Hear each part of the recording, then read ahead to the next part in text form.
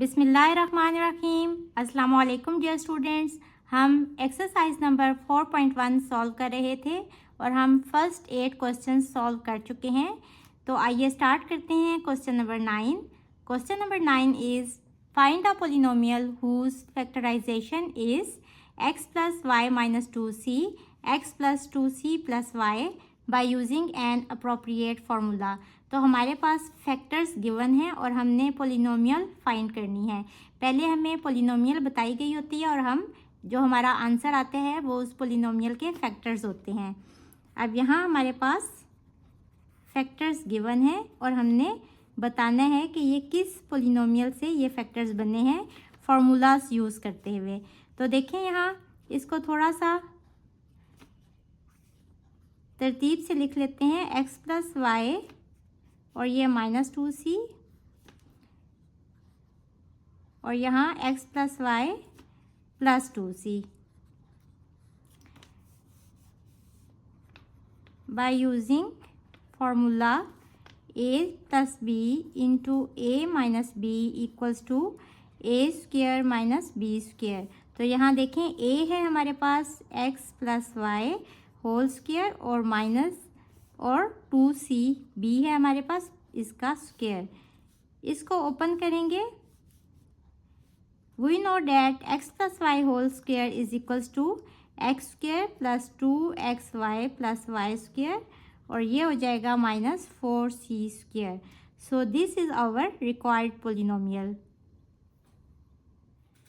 Question number 10 is show the expression x square plus 4y square minus z square plus 4xy as the difference of two squares.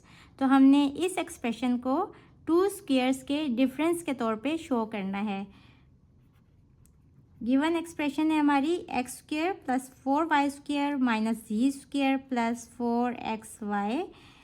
यहाँ देखें हम minus z square को side पे कर लेते हैं ताकि हमारी a square minus b square वाली फॉर्म बन जाए। इसको हमने दरमियान में लिख लिया और माइनस c स्क्वेयर को साइड पे कर देते हैं। अब इसको हम फार्मूला बनाने की कोशिश करते हैं। ये देखें x स्क्वेयर और ये हो जाएगा प्लस 2y स्क्वेयर और इसको देखें 2 into x into 2y। Simplify करें 2 2 ज़ा 4xy तो यही वाली टर्म आ रही है और यहाँ minus g square as it is लिख देंगे। अब इस पूरी को देखें तो ये a plus b whole square की फॉर्म बन रही है। इसमें a है x और b है 2y और माइनस z स्क्वेयर। तो उन्होंने हमें कहा था कि इस एक्सप्रेशन को हमने डिफरेंस ऑफ टू स्क्वेयर्स के तौर पे शो करना है। तो यहाँ देखें टू टर्म्स हैं उनका स्क्वेयर है और दरमियान में डिफरेंस है। तो ये हमारा रिक्वायर्ड आंसर है। Question number 11 is find the missing factors in the following. 2y square minus 3y minus 27 को हम सॉल्व करेंगे और इसके फैक्टर्स बनाएंगे। एक फैक्टर्स ये उन्होंने बता दिया है और इसका सेकंड फैक्टर क्या होगा वो हम फाइंड करेंगे। 2y square minus 3y minus 27। तो यहाँ देखें कि इसको हम कैसे सिंप्लीफाई करेंगे। 27 को 2 से मल्टीप्लाई करें।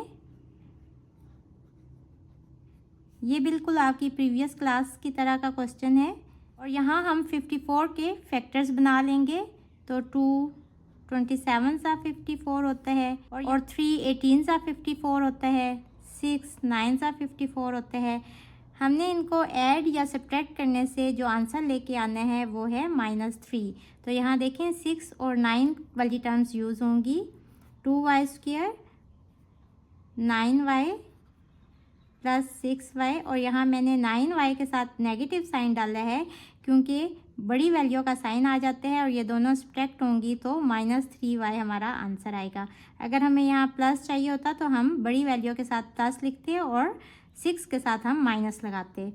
-27 एज इट इज़ आ जाएगा।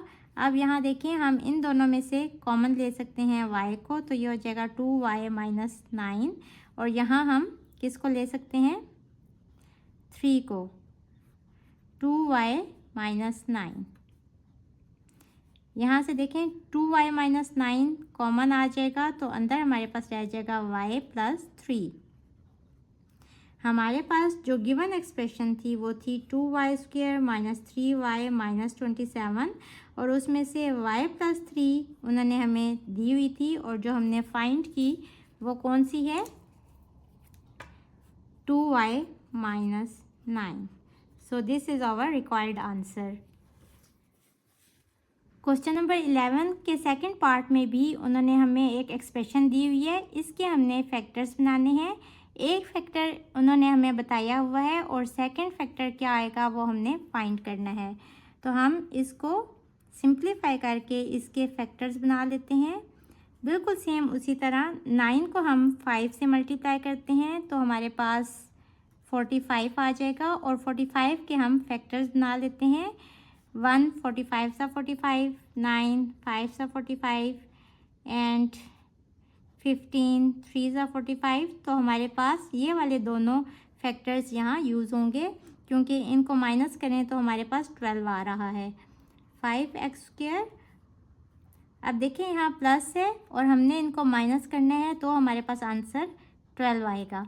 तो प्लस 15x लिख लेते हैं और माइनस 3x, सिंप्लीफाई करने से प्लस 12x ही आ जाएगा।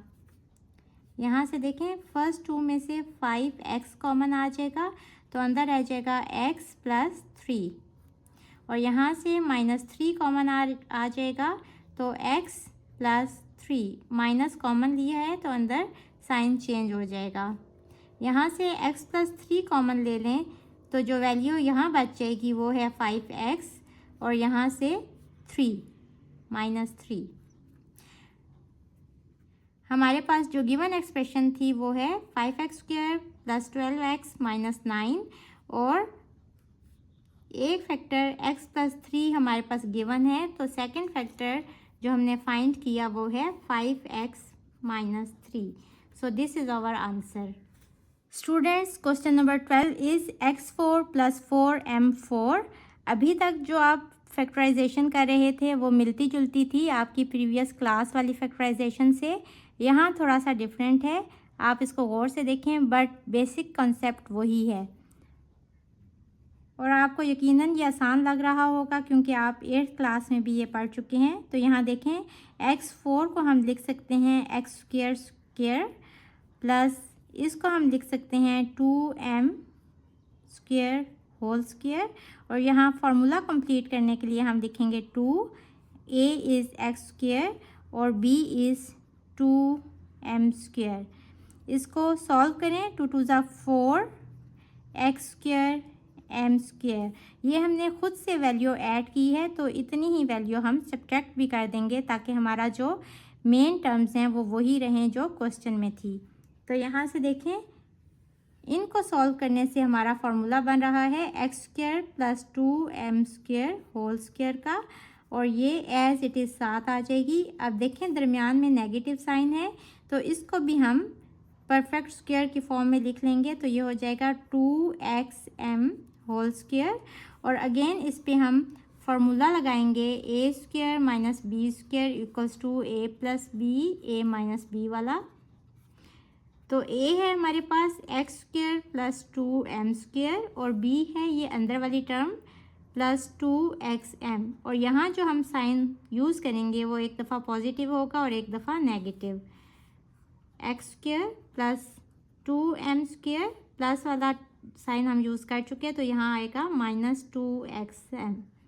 सो this is our answer. Question number 13 is we have to factorize the expression m4 plus m square plus 1। यहाँ देखें m4 को हम m स्क्वायर होल स्क्वायर करके लिख देते हैं और 1 को प्लस 1 होल स्क्वायर करके लिख लेते हैं।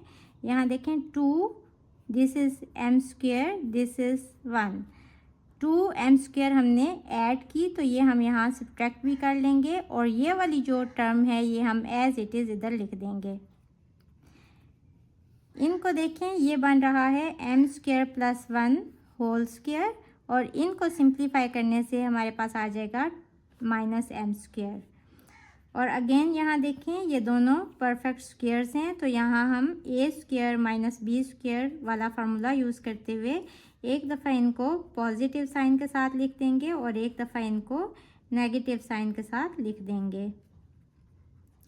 सो ये भी हमारा आंसर है। और अगर हम इनको अरेंज करके लिखना चाहें तो ऐसे लिख सकते हैं m square plus m plus one, m square minus m plus one. Question number 14 देखें, -3x⁴ minus 21x³ plus 24x²। सबसे पहले हम ये देखते हैं कि इनमें से कुछ कॉमन आ रहा है या नहीं।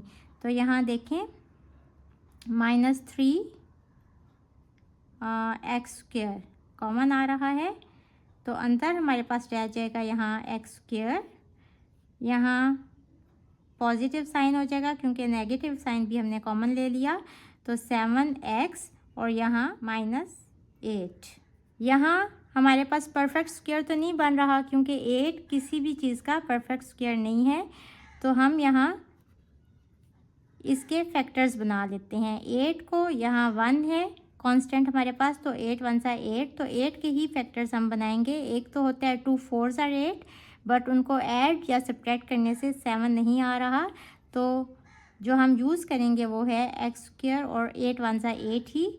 तो हमारे पास पॉजिटिव साइन होना चाहिए, तो हम बड़ी वाली वैल्यू 8 के साथ प्लस लगा देंगे और इसके साथ 1 के साथ माइनस लगा देंगे। ये फैक्टर हमने यूज़ किया है।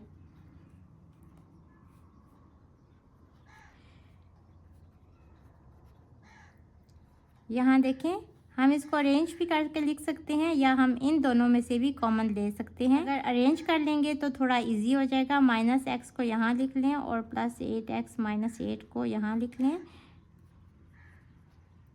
यहाँ देखें इन दोनों में से x कॉमन आ जाएगा, x - 1, और इन दोनों में से 8 कॉमन आ जाएगा, तो x - 1।